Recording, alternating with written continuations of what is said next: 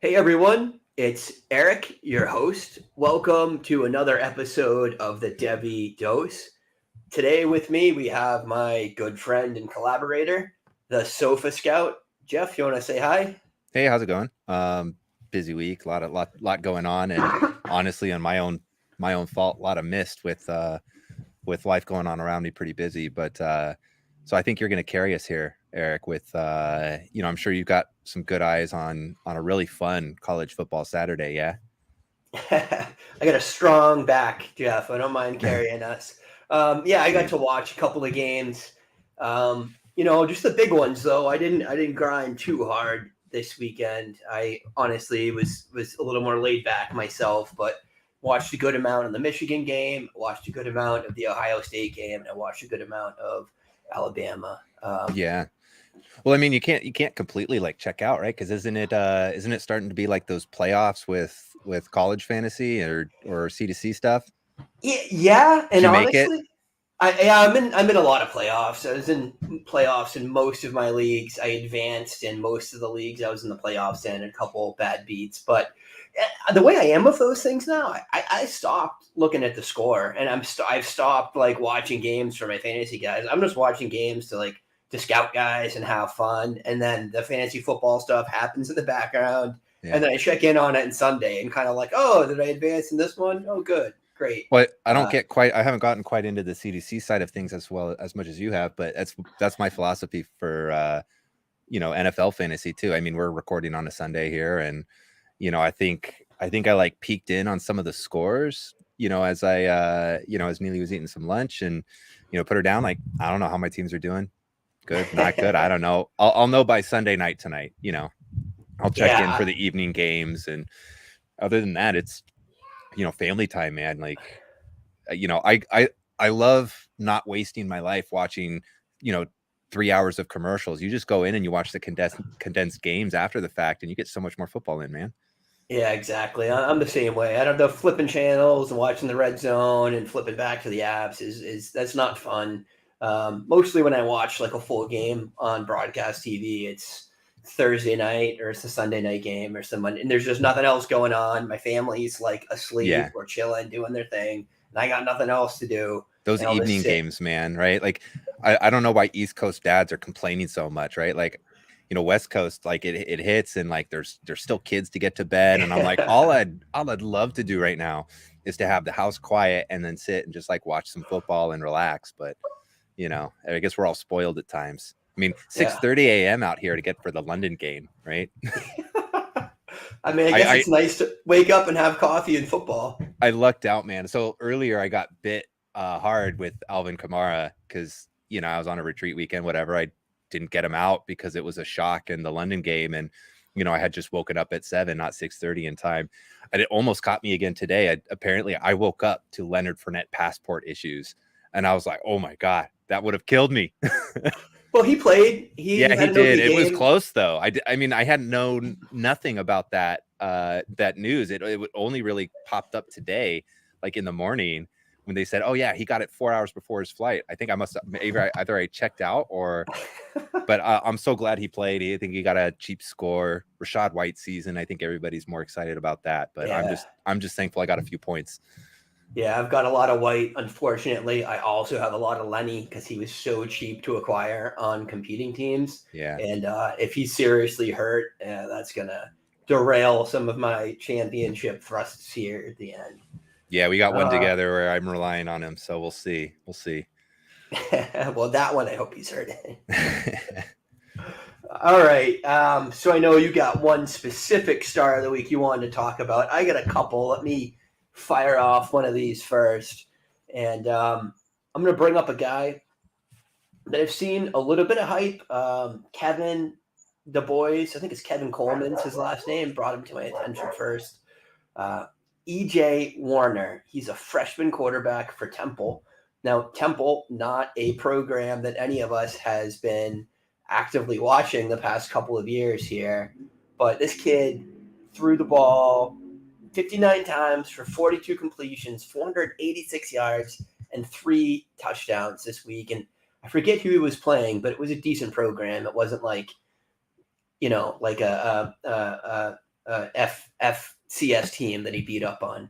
And man, I love seeing freshmen get on the field and doing things. I haven't got a chance to tune in to the film at all yet or really do a deep dive, but this wasn't his first good game either. He's had a few good games in a row, putting together good performances to put together a good season. And I'm always excited when we see a freshman, take the reins of his team and run with it. I don't know. Have you gotten to watch any Temple at all, Jeff? I guess not, right? No, not a lot of Temple tape. I mean, I do.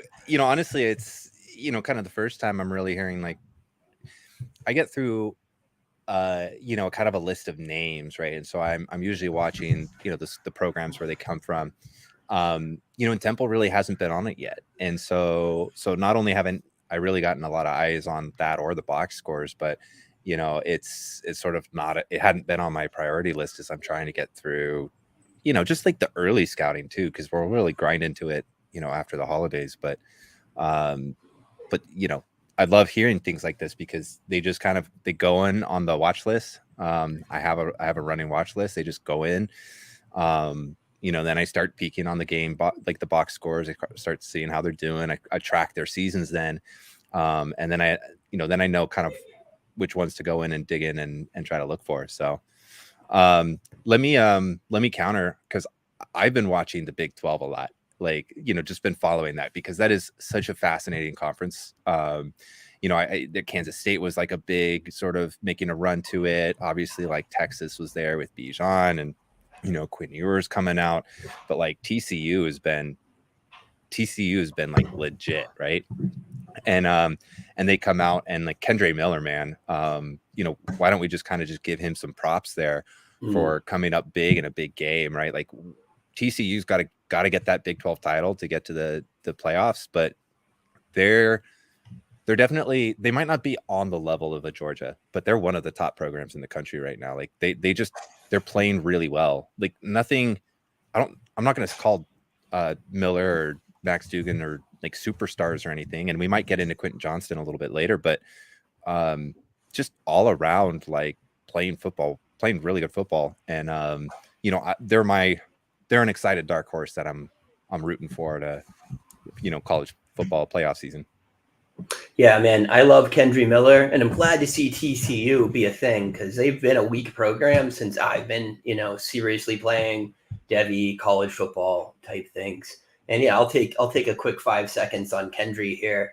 Kendry's 6'0", 220-pound back, came on my radar first last year because of just awesome efficiency numbers as the number 2 running back in that program in a broken offense. And him and Zach were still both putting up nice numbers. And the other thing, I'm not looking at this, but I believe his like missed forced tackle rate, which I love as a stat. It's part of my model. It has some predictive capacity. Was really, really good. Just breaking tackles, getting yards after contact. And man, so far this season, he's had 174 attempts, 1,147 yards, 13 touchdowns. A little bit of receiving work, not much, couple of catches here and there. But man, he's a big draft riser for everyone. And I love when a guy I was on early is a big riser, but he could get day 2 capital at this point. I mean, some people are saying they have 10 running backs with a day 3 grade or better, and I believe it. And if you're telling me 10 running backs are gone by pick 90, 98 or 100 or whatever the comp picks are over, then Kendry's definitely going to be one of them. Yeah, and I feel like it's such a tricky spot because I probably have more than 10 graded for day 2 draft capital, but all of them have it's all in the right spots and positions, right? Like for me, Deuce Vaughn, we think we talked about him a little while ago, and will he get it? Will he not? Mo Ibrahim, another name we've talked about, like will he get it? Will he not? Like all these players are good enough in my mind to be drafted in the top 100 pick, but it's a logjam, right? Like we just don't see 10, 12. I think I looked back and I thought maybe it was 9, 10, 11 is like the most we've seen in the past like 2 decades or something in an NFL draft, for day 2 draft capital running backs. And so, there's a lot of good players, in a logjam vying for that, for the really meaningful, like, invested in as a starter type picks. And, I've still heard, people say, I don't know if, you need that top three round draft capital, top 100 pick for running backs anymore. I mean, Damian Pierce is out here making us all, he's looking good, and I know there was a lot of people on fans of his film, but I still go back and I still see guys like Michael Carter who play super well. And there's just a lot of talent, man. There's a lot of talent, and, the investment actually means something. And so I think it's a big deal for these players to like really close the deal. And we're going to have so many names to watch. And their tape and everything is what they're putting on now. But I really think it's going to be who gets, who the media attaches to, who scouts attached to, who's got the good agents that are kind of getting their name out there and buzz in the pre-draft process, and who can really maybe elevate themselves when it comes to, say combine work, right? Yeah, I mean, I think he's pretty quick too, fast more than quick. So I think that's going to help him. And he's certainly been playing in some high-profile TV games. And we know that always is going to help a guy's draft stock. So my next guy is another guy that I've been on for a little while, and unfortunately, as a player, I wish I had a lot more shares of his, but it was kind of like it caught my eye, but I wasn't in love with him last year. And then this boy has had a season. And that is Carson Steele, running back for Ball State. This week, he had 28 carries, 193 yards, 3 touchdowns. And, I've been wanting to talk about Carson for a few weeks here, but 6'1", 215 pounds, right? He's a big boy. Again, he is a superstar in those efficiency or secondary metrics that I love. He's leading the country in missed forced tackles, 72, tied with Bijan Robinson, right? Granted, G5 guy, maybe some of the competition isn't the same, but you like to see him dominating at that level. And this is a second-year player. This isn't a senior we're talking about here. And then same thing, leading in yards after contact per attempt. So the kid's doing something right. The only question for me with guys like that is actual speed. How's he going to test, particularly if a G5 player? But, sometimes these guys slip under the radar. They didn't develop as high school players, and they really break through to the next level in college. So does your model, right now, at least refined enough or spitting out enough stuff where you could kind of see where, your model is going to be one input, I'm sure, to your final ranks, but like, does it like him more than a dozen other guys? Like, is he kind of just like one of those crazy weird outliers that are, top 5, 6 in your model, and you're like, I need to figure out what to do with this guy? Yeah. So my running back model, because it does take inputs from some other sources other than my primary data set, takes a little bit more work to assemble. So what I'm working with during the season is more of like a basic data set, efficiency numbers, production, things like that. And some of those are, pretty sophisticated too. But the missed forced tackles and the yards after contact per attempt come from PFF. So I got to kind of like deliberately and manually import them into a spreadsheet and set up some formulas. The short answer is I have not done that work, and I will not until the season's over, because it takes a little while to set it all up. It's not automated to the level of, like my more basic model. Well, remind me to follow up then, because those are in my mind that like super interesting names where you're kind of on an island based on what you're looking at, and you've got to kind of either jump in or go back and look at your process and say, like, I don't know if I trust my process. It's one of those other things, right? And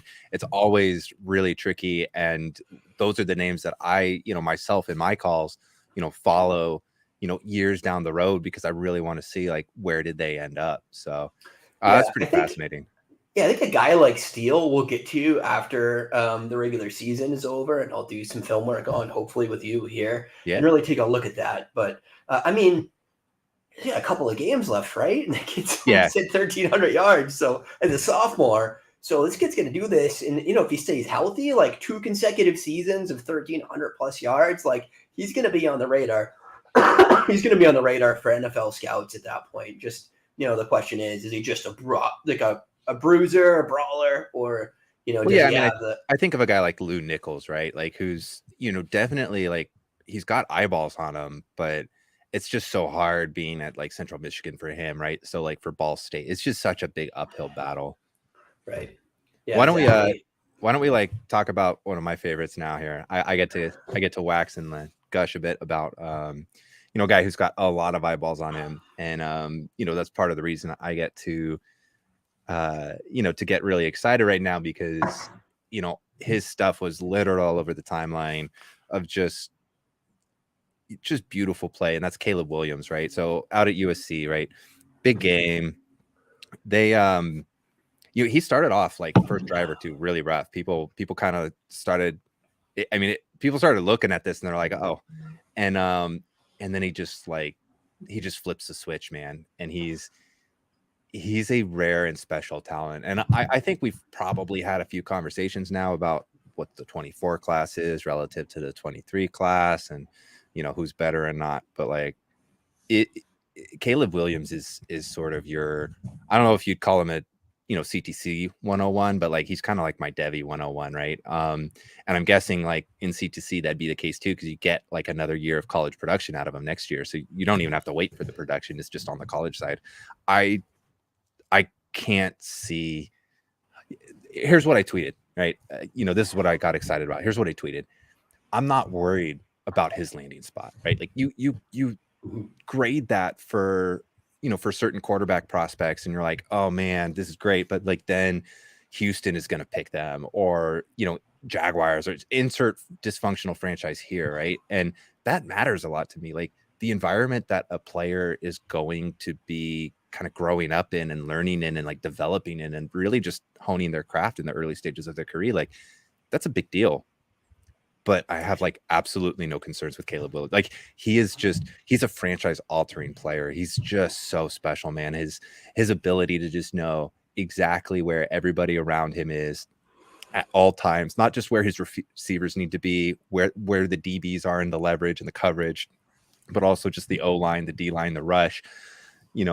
Like he's able to keep track of all of these moving bodies, and then just it's like a Mahomesian Houdini kind of thing. And then just his arm talent is just phenomenal too. Just flick of the wrist and just pinpoint accuracy down the field, like where his receiver needs it. At this point it's completely special for me. Yeah, I'm 100% on board. I am on that train. I know I do love Drake May as well, and it's going to be fun over the next 12 months to see that battle play out for the 2024 QB1. I think they're both special talents, right on par with, with Bryce Young and CJ Stroud. And honestly, like, I'm pretty sure I could put Caleb at the top of that list. And I don't think that's going to be a hot take next year either. I mean, that was my point, was I think he's separating. He's separating from Drake May, which, that's hard to say, right? Like, we're talking, he's separating from Bryce Young. He's separating from CJ Stroud. And that's really hard to say because we're talking about like top picks in these drafts here. Heisman hopefuls, right? Like that. So it's a really tough thing to say, but I think he's, from a skills and talent standpoint, separating himself, from the pack there as a player, as a quarterback prospect, that you can feel extremely rock solid about. Yeah, I think the skill set is honestly comparable to Young, which is an odd thing to say because they're so different physically. But I think that the total toolkit of Caleb is just more because he's a bigger man and bigger and a little bit more consistency, right? Like we've seen Young really struggle, and not just for like the first drive, but like the first 3 quarters of the game here, 3.5 quarters, right? It's not. I do like Young, and their talent, like their play style is really familiar to each other. But I think it's, again, it is that size. It is maybe just a little bit of a plus version of each of those things: the arm, the intangibles, the the pocket awareness, the plays on the run, plays out of structure, reading in structure. That I think really is what I think is separating him. I'm with you, man. I'm with you. And, it's a lot of fun. We're going to have a lot of conversations about him in the next coming months, Probably attention will be off a little bit as we get into 2023 draft content, but man, I'm a huge fan. I can't say enough about him. I got one more guy that I do want to touch on real quick, and we've talked about him before on the show, though not in any great detail, and that is Troy Franklin, 2024 wide receiver. He had another nice game this week. Not a ton of volume. Oh no. What did I do? Oh, did I do something? No, I did. I opened up a tab in ESPN to look up Troy Franklin stats and just started playing an article. I didn't hear it. I didn't hear it. I think okay. you're good. Why don't you just go through with it? Okay. I muted it anyways, but sorry, You must have been wondering why I looked like I had a stroke. So Troy Franklin, not huge volume, 5 for 139 and 1. But he was an elite recruit, right? Like top end pedigree, 5-star guy. Struggled his first year, but really has come on this year. And 44 catches on the season, 775 yards, 6 touchdowns, and what's been a fairly low volume passing offense for the most part. Although Bo has played very, very well, which I think is also a cool story.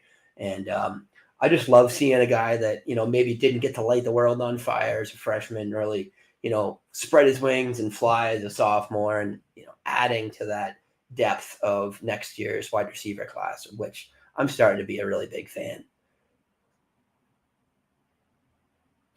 Yeah, definitely.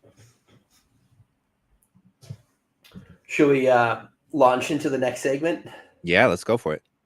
Okay, so I wanted to do something a little bit different today. And Jeff, if you want to pull up the sheet, it is in, there's a link to it in the main show sheet there. So I want to talk about, well, that's not the right link. Yeah, how do you want to do this? So I got the names open, and we've got a dozen names here or so, and we're probably not going to get to all so of that's them. You're looking at the one from last week. I made an error, so I copied that sheet and made a new one. Here we go, and I'll send that to you, and I'll drop it in the show sheet right now. It should update. Yeah, let's do it for you. So I want to actually look at some NFL players that are having kind of breakouts that we didn't see coming, or maybe that were a little bit under the radar coming into the season. Oh, because I was gonna chime in on Jalen Hyatt and say, if you like Gabe Davis, you'll like Jalen Hyatt. But shoot me the access on opening it. Is it one to lock it? Yeah, give me a second here. Do restricted. Sorry, man. One of these days I'll figure it out. I do it all the time, man. I do it. I set something up great. I try to send everybody the link, and they're like, dude, got to share that, man. Not working, brother. Not working. Okay. Yeah, let's get to the NFL side of things. Yeah. Dude, I love these ones. I love these names. Let's go for it. Yeah, frankly, I was sitting up at night earlier this week trying to think about what I really wanted to talk about. And I think this is one of the more interesting, or these are some of the more interesting stories for me right now in football at all, in both as a fantasy player and as a scout, These guys are succeeding. They're people that, you're pleased to own right now in fantasy football. But are they for real? Are these guys that we want to own, we want to invest in, or are they people we should be looking to sell? So I guess, and I actually did put together some film for them all too. This is great because I don't think there's like maybe one player on these in these four that I want to sell. Really? So yeah. Right. So why don't we start with it, right? Like, let's just jump in. Let me. Who's first on your film list? First on the film list looks to be Geno.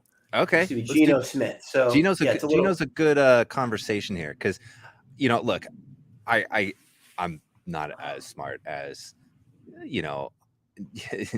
more than I'm not smarter than half the people out there who's looking at NFL films and scouting quarterbacks.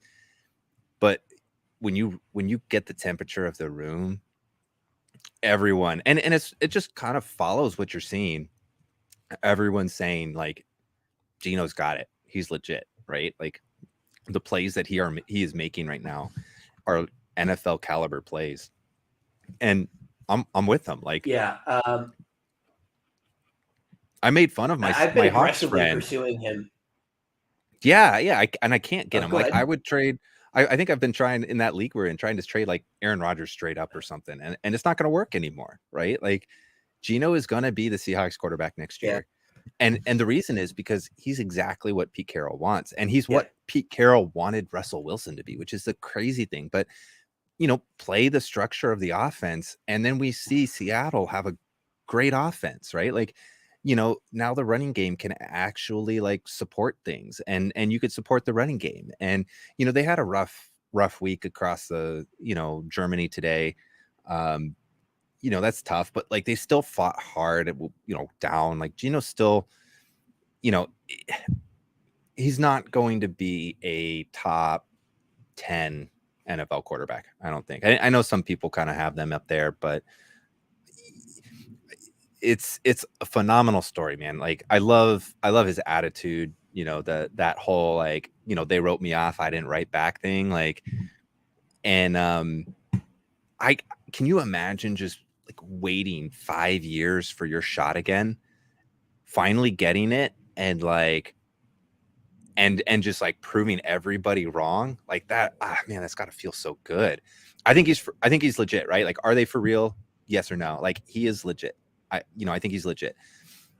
I still think he is. So I have some Yeah, go for it. stats that.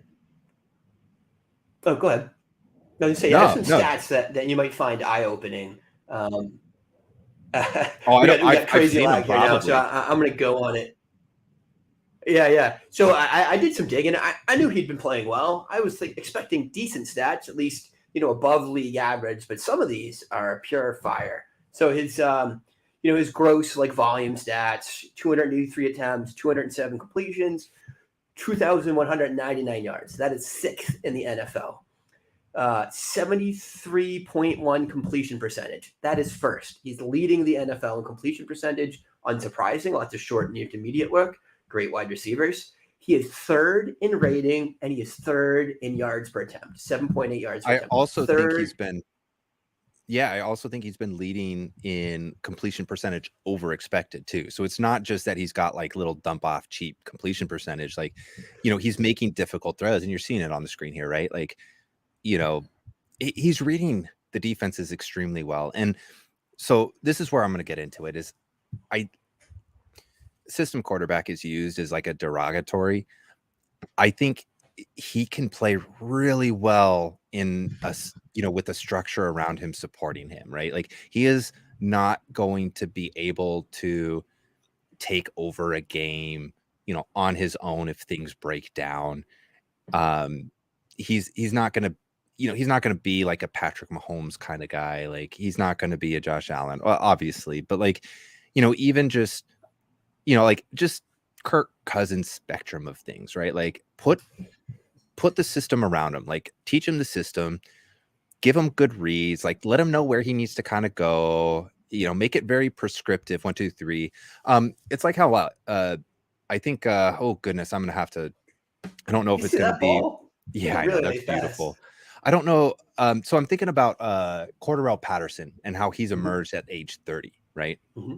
And I think it's probably Matt Waldman who, shared the stories about, how Cordarrelle, like, was, if you told him exactly what to do and you just kind of like, gave him, helped like practice like this play like 6 times over the course of practice in a week, he was really good. But then like you kind of like try to rely on him in an expanded role, and he started to kind of break down a little bit. He couldn't kind of get the sort of creative aspect of the game, the improv aspect of the game, kind of the full due diligence, and sort of separate himself as an elite player because of that. But like when teams figured out how to use him well and use him with a the ability to just say, hey, look, we're going to get you on toss plays. We're going to get you on these plays that you like. Same thing with Geno Smith. So I don't know. Do you have any thoughts on that?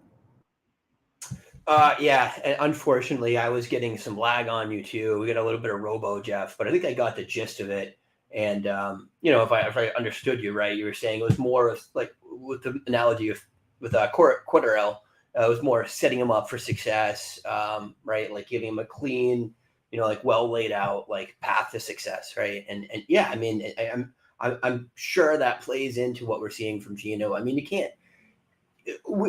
The Jets franchise was a nightmare, right? Even in that era, I think the staff's a little bit better now. I think, obviously we're seeing like results in the win column, if not necessarily the box scores at all positions. But and again, I just think with Seattle, we got to give Pete Carroll like a lot of credit as a coach because I think his structure supported Russell Wilson in a great way as Russell Wilson from like a rookie and kind of growing up into an NFL quarterback. And I think, Russ felt he outgrew that, and maybe he did, maybe he didn't. It's a really fascinating storyline of the NFL season, but being able to ship him out and plug in Geno Smith and give him the right structure for success, I think is part of why we're seeing this. But like not everybody would be able to take advantage of this, right? Like you are not going to be able to see Drew Lock take advantage of this, right? And so there's a certain subset of quarterbacks, and I'll call them like the mid-range, average NFL starters, who can find themselves into a good situation like this and thrive. And I think that's what we're seeing with Geno is he's found himself into, the right fit and he's thriving. And thriving is the key word there. Like just because he's probably got some limitations and he's not going to be a quote unquote franchise quarterback doesn't mean that you can't be a really good team, with him at the helm. And I'm a 49ers fan. I've seen it with Jimmy Garoppolo for, too many years now, but it's the same story, like they've made Super Bowls and NFC championship games with a guy who's orchestrating an offense, fit for him in finding the right spot. And, 49ers eventually look to upgrade that. And whether they've got a hit there or not is still to be determined, even after a couple of years. I think that's this track Seattle's on is like they're going to build a good team around Geno and it could take, it's already taken them over expectations this year, right? And you don't reach over expectations when your quarterback play is not for real, right? So that's it. Geno was for real. Like he's taken a team that everybody was just calling a bottom dweller, right? And he's taken them to I think they're still in the division lead, right? Like so they're hosting a playoff game. At least I believe so. Did they lose today to Tampa Bay? They did. But they did. They're tied for the lead still right now. Depends on what the 49ers do this week, I think. Right. Yeah. So yeah, I'm with you on 99% of this. I will push back a little bit. I do think Geno is above average in his actual skill set and talent level. And yeah, that's a little bit of a stretch to say, just given several years of him like performing at a below average level. But he has mobility that your Kirk Cousins doesn't, right? Maybe more of like a Ryan Tannehill level of mobility, but man, he's making really nice clean throws on the run. He's getting through his reads, and he's got a lot of touch and accuracy. And like, yeah, you could get touch and accuracy in Kirk Cousins, right? I don't think I would put him a top 10 quarterback, right? Like you could probably put 10 quarterbacks above him. Yeah, you're right. Yeah, but so that's what I mean. Could I put 18 above him? No, well, that's what I mean is like he's in that range of average NFL starter, which in my mind that's like, you're again Kirk Cousins ish to Jimmy Garoppolo ish. You're right. 12, 13, 14, maybe even 11, 10, depending on how well the quarterbacks are playing at the time, down to about 20, 22. Yeah, Jeff, I think no one that's not from your area is going to mention Jimmy Garoppolo in a top 20 NFL quarterback. Yeah, well, you've betrayed yourself, my friend. Yeah, so, all right, let's. I think we're on the same page. Yeah. You want to move on to Donta? Yeah, let's do it. I'll get roasted. You could throw that. You could throw that in there, throw it on social media, and let me get roasted. I'm all for the interaction. I will light you on fire, my friend. Um, Play after ad. Oh, I am terribly prepared. You know who's a Guess top we're gonna 12 watch a quarterback? Guinness ad. You know who's a top 12 fantasy quarterback the last month? Jimmy. Yeah, look, I'm just telling you. I'm I just was saying. stretched, We'll get into it. That's and another so day. Let's get I think I roasted have on to poster socials for boy that. for that, right? Yeah, I'll get roasted on socials, and we'll take it. We'll take that conversation out so where it's interactive with other people, right? Roast me, please. Yeah. All So right. So we Donta on Foreman, Foreman now. 6'0", 235 pounds. We're fully on Foreman now. Fortunately, I think I'll shrink that because it's so grainy. Wow. Yeah, I think it's descaling a little bit because of streaming, right? But um, maybe I can get it back to 1080. Yeah, I think that's kind I of don't know. like. You were back to 1080p. Yeah, I think it's kind of hitting the lag a little bit too. But so I just kind of like throw it down, let it play. I mean, can you just think of like right now like a better story at running back? I don't know, maybe there is, but I mean, coming off the Achilles injury, like this Look, is legit. Donta's the story that everyone wanted Cam Akers to be. You know what I mean? Which is there. I think they have a lot of similarity in play style too. Both big, aggressive, violent backs. But one of Well, them has been highly successful, and the other guy lost his job. So, here's what I noticed about that, right? And it's, I mean, I've been a fan of guys like James Robinson, right? Mo Ibrahim, right?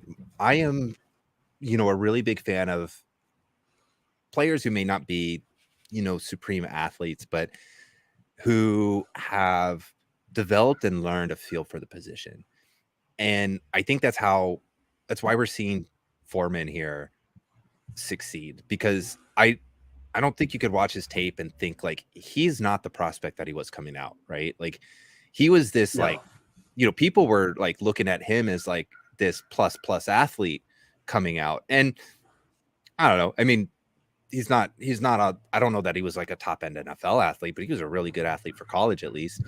And 235 pounds, man. You don't have to run that fast to be elite athleticism at that size. I think he ran like a 4.58 or something. It wasn't even 4.6. yeah, I think what he's doing, coming out here is I mean, he's learned how to read the offensive line, the defensive line, the play, Yeah, and where to take it. And he's a physical runner. He's always been, and so he's taking that to NFL defenses, and he did it last year too. I've had a lot of roster exposure to him because I paid attention. When Henry went down last year, I had him in a league or two. Like started. Foreman was one of those guys that I put some waiver money into, and he's kind of stuck on my rosters. And I mean, he looked great taking over for Tennessee, right? Like the same kind of stuff we're seeing right now for Carolina. And so by letting, McCaffrey walk and opening that up, like it's a very different offense Carolina's running now. Like completely different than what McCaffrey would do for them. But you can't tell me like this doesn't like this. I don't know. It's not a fun offense if you're like a big fan of like, air raid, passing game, spread stuff. But like, I love this type of running. I love this type of offense, and I find it really fun. And I love, Foreman's story. And I think he's legit. Like he's going to stick around a couple years he deserved a starting spot this year. And I think he deserves a starting spot next year, wherever that's going to be. yeah.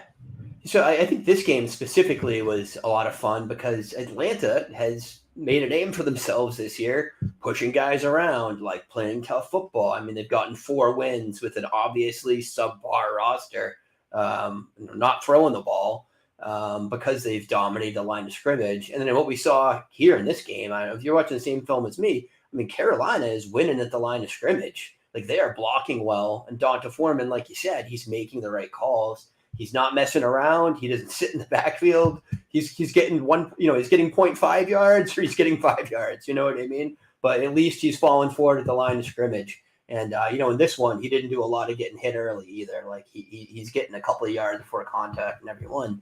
And you love to see it. I did dig into some secondary metrics for him, and they weren't impressive. I don't know if can we read too much into that with really talent level? What talent do you need to be successful role player as a running back in an NFL offense? Some of it was decent. 2.0 yards after contact per attempt.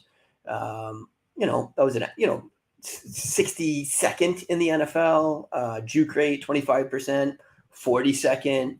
But that's what the stats are telling us he is, like a great RB2 for an NFL team. Like a good 1 and 2 down back that's going to grind out yards, fall into the end zone, and get a job. But I mean, should he have a job? Well, Absolutely. Is he going to be an RB1?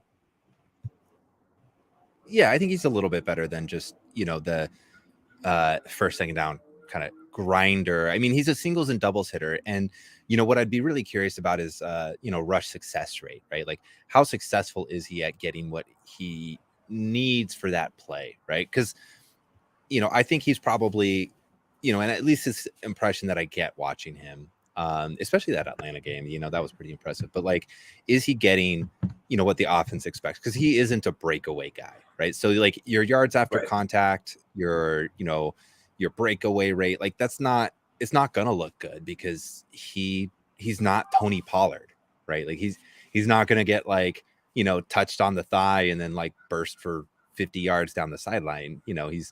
He's probably going to get like a shoulder to the side hip, but like break through that tackle and get an extra 5 yards. And it's just different runners, I'm with you. And I wish I had the stat for success rate. I think Football Outsiders has it, but I don't know if they have it on a player level or just on a team level. But I think you're right. I think that's what we'd be looking at. But singles and doubles hitter for sure. Right. Yeah, exactly. So, yeah, I mean, I don't know. Like, am I selling him? Am I buying him? I own him everywhere for the same reason as you. I stack backup running backs in drafts early, guys that might have some opportunity. I'm not psychic. I didn't see CMC getting traded, but man, the guys got hurt every one of the past couple of years. So seemed like a reasonable bet to take with the minimal amount of capital we're spending to get him. I don't know. I got offered Terrace Marshall for him. I got offered Alex Pierce for Foreman plus Jeff Wilson. The guy pulled it before I took it. That's a trade I should have done. I think Alex Pierce is a good wide receiver with some upside. But, also I'm competing in the most of the I'd be okay if you're competing to use those running backs. I like Alec Pierce, but again, how many reps you get, how many targets you get, like it matters in that development, and the dysfunction that's going along in Indy just really scares me. I loved what he did to break out a couple games with Matt Ryan, but like you're going to get a lot of points from those two players that I don't know that you'll ever get for Alex Pierce. That's true. And they're not old either. You know what I mean? Even if they're this kind of role player, I mean, Wilson's been successful in limited capacity for 3 years now, and they're only 26. So, do you get a couple more years out of them? And he's getting used again. He's gotten used in Miami. So, well, you mentioned Terrace Marshall. That's the third name on your list. Is he queued up in your film or? He is. We're going to look at a little bit of Terrace. Again, it's not my film. It's film that we got off. You can see. Actually, it's NFL. Oh, wait. No, it's Foreman. Hold on a second. Someone else's film, but, they will. Go ahead. I'd be down.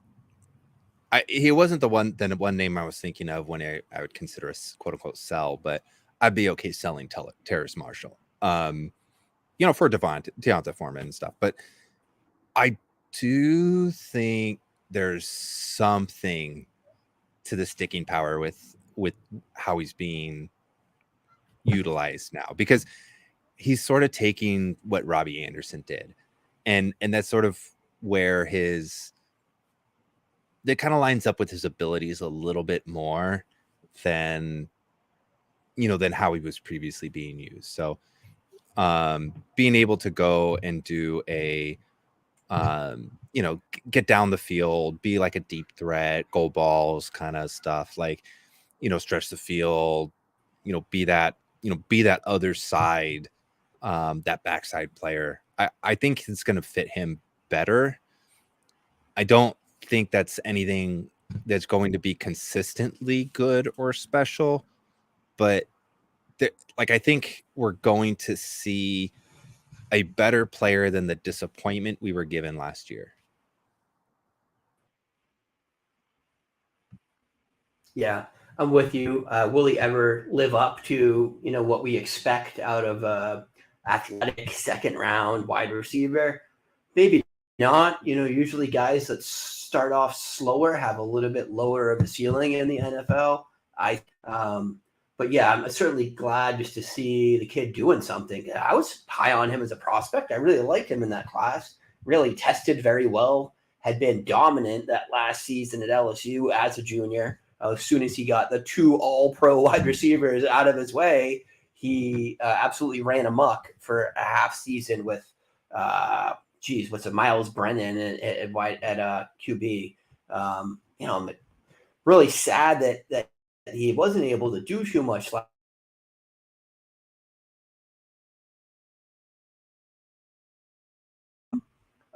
from getting playing time.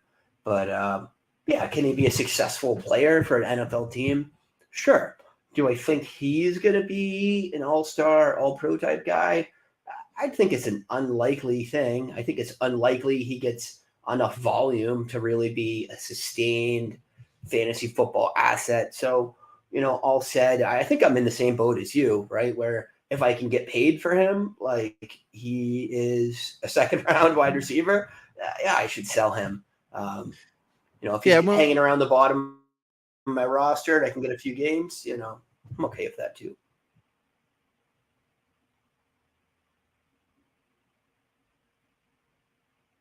You're muted, Jeff. Oh, sorry. You're muted. I'm willing to throw like a third or a fourth out for him, but he might still have some fans where either the guys who drafted him, probably his fans, are going to need more, or but maybe not. Maybe you got him, and you might be able to get a little bit more for that. So he'll be an interesting player. I think he'll move a lot, and maybe more as throw-ins. But yeah, I mean, he's never going to be a focus of an offense, but he'll be a like a Donovan Peoples-Jones kind of like bit player who, really can, have his games. And that's that's a player I'm okay with on my roster. Yeah.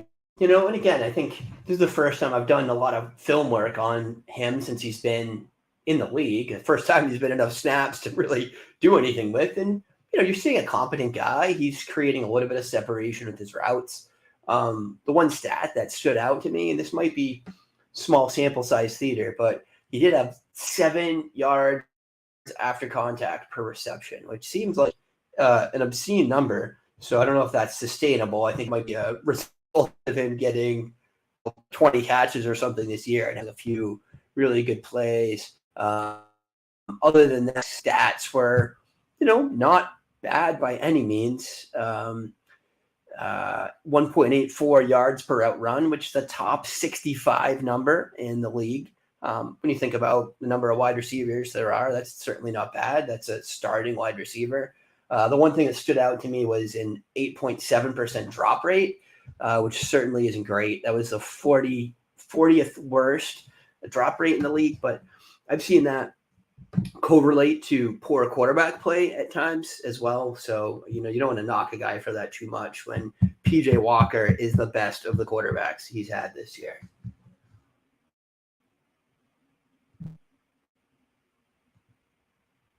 Okay, you want to move on? We got one other name here, a little bit of film left to share. So this guy is maybe he doesn't fold with the other on. He is a little under the radar. He is not a veteran. He is a rookie. There's a rookie that was drafted. He wasn't even drafted. He's a UDFA, right, Jeff? Do you remember? Yeah, UDFA. Yeah. So Jalen Warren, and I don't have his measurables up, but he is a big bruising back that broke out as a senior at Oklahoma State, and has looked good so far. So, do you have any takes on Warren coming into this? I mean, Jeff? the buzz was good on him.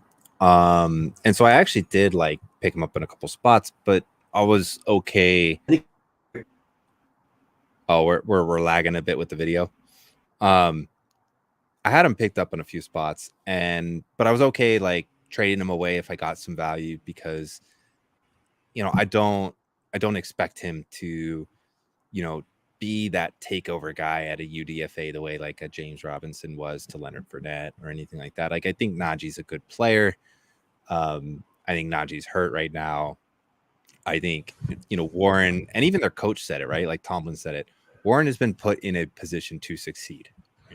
Mm-hmm. He's been giving the easy runs, the easy looks, the ones that, the plays that when they call him, they know they're going to find some success with, and while I think Warren does run hard, and I do think he's earned himself a spot in the NFL and even earned touches in the NFL, I just don't know that you're going to be able to rely or trust on, trust on him as far as, production goes. And so, I think he's probably more valuable to the Najee owner or to other people's kind of willing to, take a role in that handcuff than he is really to you.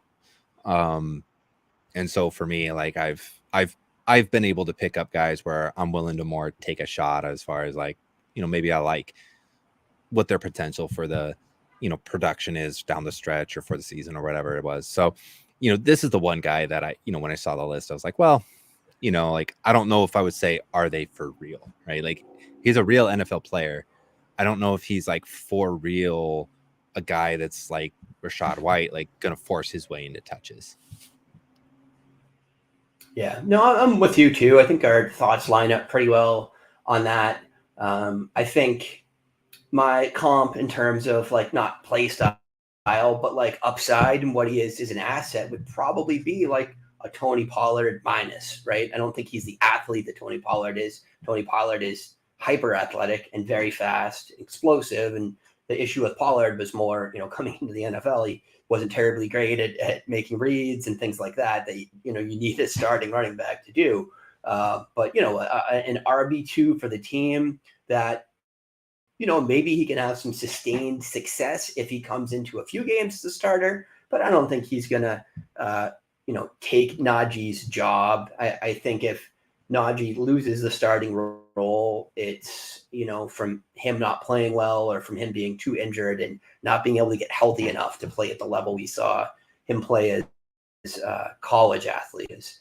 Again, I don't think Najee forgot to play football. I think he's a really good running back. Who's in an adverse situation and doesn't have, maybe the explosiveness to make up for, getting hit in the backfield by two guys on every single play. And, maybe the equivalent of a quarterback playing here, trying to make nothing something. And he's not Saquon Barkley. He's not Christian McCaffrey. He can't do that. But I did have some stats, Warren, that I thought were pretty interesting. And, you're always going to have decent efficiency out of the part-time player, right? If you don't, then he's not good. But 3.9 yards before contact, which was kind of surprising to me, but I do think that's consistent with him being a little more of a, explosive guy. He's not doing a lot after contact, but, is getting a little bit beyond the line of scrimmage before he's getting touched. Did have 4.4 yards created per attempt. That's a player profiler stat. That's 15th in the NFL. And again, you don't want to put too much stock in efficiency for part-time players, but that's a really good number. Also, 43.9% juke rate. That's just a really good number, So yeah, can he sustain those with more work? Time will tell. But I did think that the comparison between him and Najee's stats this year is worth mentioning, if not exaggerating. And, Warren has had 5.3 yards per attempt. Najee's had 3.3.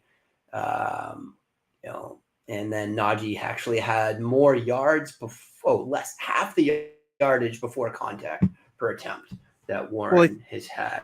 I think that might go back to where I was saying, like, and what Tomlin was saying about, just the plays that Warren is running are set up for success. We kind of saw some up here, like the draws, right? Like, he's getting, and I don't know if that's necessarily a highlight of a discrepancy between the two players and how they're playing, or the two players and their usage and what they're being asked to do, right? Mm-hmm. So, like, they're not asking Najee to be the everything guy anymore. So they're putting Warren in that change of pace role. And like you said, yeah, like your efficiency stats are going to be better.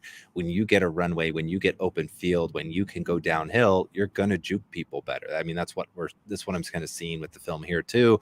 It's good play. Like, that's great. Like, that's what you want to see a guy do in this role that he's been given, but it's also not, he's not being asked to do what Najee's been doing. It's the same kind of argument that people have with Pollard and Zeke every single year for the last 3 years, is like what they're being asked to do is very different things. And, maybe they're both doing well at what they're asked to do. I would argue maybe Najee's not right now, but that's very different things. It's almost like a slot receiver and an outside receiver. It's like, they're playing different roles right now. And so I think like that, that yards before contact, I think is maybe an illustrative metric, not necessarily as, a feather in the cap of Jaylen Warren, not saying that it's not, he's obviously still, making the plays he needs to make, but it could potentially be extremely illustrative of, the plays he's being asked to make, right? We saw a screen pass, open field, right? Like draw, you're going to be able to get like some big gaps in there and be able to build up that downhill momentum. And then it's that juke rate, right? Like, you've got one-on-one, you're a space player now. Like, that's a better position for an offensive player to be in, is when you have multiple options, that you can do, versus the defense kind of having, multiple ways they're closing in on you, and you have to find your Houdini way to escape. So maybe I think that's sort of been my takeaway with, watching Jaylen Warren play. Like, good player, but not what he's being built up to be. Yeah, I'm with you, and I've been pleasantly surprised by him being effective as a third down back or a pass catching back. That wasn't his role at Oklahoma State. He was just a banger there, really. And it seems like he's settling into that role. He's making plays. He had a lot of yards after contact per reception, data scouting, and it seems to be effective here on these wheel routes and the screens, like you said. Even that little draw there, that'll pad the yards before contact, right? It gets 10 yards out on the draw. Yeah. So I don't know. You got anything else on Warren? Or? No, I don't have anything else on Warren, but I do have 1/5 option that's about, I don't know, 16 years, 20 years out of her own NFL draft stock, who's screaming at me that I might have to go chase down. Well, no worries, my friend. Start doing some ladder drills with her or something to burn that energy off. But it's an early wake up for her. Might have to drop off here with you before we actually get into the film study side of things. Which maybe this was a good set of names. Yeah, I mean, maybe we can hop on and do Quentin and Addison a little bit later this week if you're available. I probably won't do it on this live stream by myself. I'll do the rest of the content, and then we could pop on for a mini session when you're available. Yeah, that sounds great. Hit me up. Let's kind of put something in the evening or something, and we'll get it going. Yeah, my friend. All right, I will drop you now, and I will. I don't want to ban you. I'll kick you from the studio. Yeah, ban me. I'll drop. I'll see you later. All right, Jeff. Thanks for being on. Drop me for my opinion on Garoppolo. Boot me. That's your justification. Yeah. All right. See you later. Bye, brother. Okay, guys, we got a couple pieces of core content left for you, and again, Jeff being unavailable, we will pass on the college film study for today. We will get to Jordan Addison and Quentin Johnson, the top 2 wide receivers in the 2023 draft at a later session this week. I'll make sure you guys are all notified of that. So what I do have is some really nice campus to Canton waiver pickups for you. And these aren't the, big names that, we've been peddling. And mostly these aren't G5 super producers, which has been a lot of what we've given you earlier this year. These are all guys that I like for Devy value. Mostly I like for Devy value. Some kind of different players here. So I'll hop right into it. And I didn't make a ton of notes on these guys. If you want to know more about any of them, definitely shoot me a DM, hop up in the mentions and let me know, because I do have a lot more information about them. I'll give you the quick version, who they are, where they play, and why I like them. So the first 2 guys I have for you are tight ends. These are both guys with Devy potential, although if you're trading for them, don't overspend on potential Devy tight ends that aren't named Brock Bowers, because it can be an outside shot. But right now, these guys are free depending on how quickly you've gotten them on the waiver wire. So the first one is Jalen Conyers from Arizona. Conyers was on a lot of people's lists in the preseason for being an athletic tight end with opportunity in front of him and having made some plays in his freshman year. He is a sophomore this year. As of late, he has been going off. He had 2 games in a row with at least 6 catches, a decent amount of yardage, and I believe some touchdowns in there. This week, while he didn't have a crazy reception or yardage total, he did catch one 43-yard pass. And that's a quality I want in my tight ends, is athleticism and explosive ability. So I just want to get some light in here so I don't look like a crazy person. So again, athletic tight end with opportunity, and I like efficiency in tight ends. I want to see that yards for reception number be up there more so than I care about with wide receivers, right?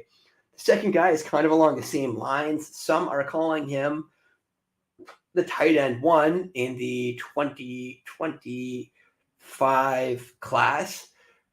Mason Taylor from LSU. He was a 3-star recruit. He does have some pedigree. He is the son of Jason Taylor, all-pro Dolphins linebacker, right? Really famous edge rusher when I was a kid. So he's got athleticism. I don't have any verified testing on him, but Taylor was explosive. Jason Taylor was explosive. And, this kid is getting on the field as a true freshman in a room where they have multiple 4- and 5-star tight ends, that they've recruited ahead of him. So that is a good sign. So Mason Taylor from LSU. I scooped him in a few places this week. He might still be out there, particularly if your league has limited waivers. So I got a couple other guys here that are pretty interesting to me that are freshman quarterbacks. One we talked about at length earlier in the podcast, EJ Warner of Temple. I won't go too far into him except to say that he's had a very explosive performance this week. If you weren't on for the earlier part of the podcast, it was a 42 completions, 486 yards, 3 touchdown performance. I forget who the opponent was. It wasn't a P5 opponent, I don't think. I think it was a G5 opponent, but nonetheless, that is impressive for a true freshman to come on, seize the job, and win some games and put up some stats. Second guy is right along those lines. It is a freshman quarterback from BC, a young man named Emmett Moorhead, who took over when their senior quarterback, whose name I'm drawing a blank on, got injured earlier this year. Moorhead this week beat a tough North Carolina State program, really good defense. He hasn't had explosive fantasy football numbers to date, but man, this kid is a freshman. Look at the discourse on Ewers and people giving him a pass for not having started that much and so on and so forth. Well, this kid has come in with Zay Flowers, for sure. You got to take that into account. He has a NFL wide receiver that he gets to throw the ball to. But nonetheless, a young kid coming in, winning and competing against Power 5 schools with a roster that no one is going to tell you is overpowered is impressive. The last guy I have for you today is Noah Whittington of Oregon. He is a sophomore, a redshirt sophomore. He's a third-year player. He's had several good games in a row. He seems to be the guy there. He's explosive. He's a little undersized, so he might not be as much a Devy play as a CFB play. But if you're looking for some running back depth for the last couple of playoff games, or a guy that's going to have opportunity next year as a senior, or I guess a redshirt junior at that point, an opportunity to maybe take over that backfield, Noah Whittington from Oregon is a guy you might like. So usually we do a trade of the week, but I didn't prepare anything for you. So if you have any good trades, shoot them to me on Twitter and we can talk about them next week. Other than that, thanks for tuning in. Thanks for watching. We appreciate your eyeballs. Make sure you like and subscribe. We love your support and enjoy your football. Until next time, have a good one.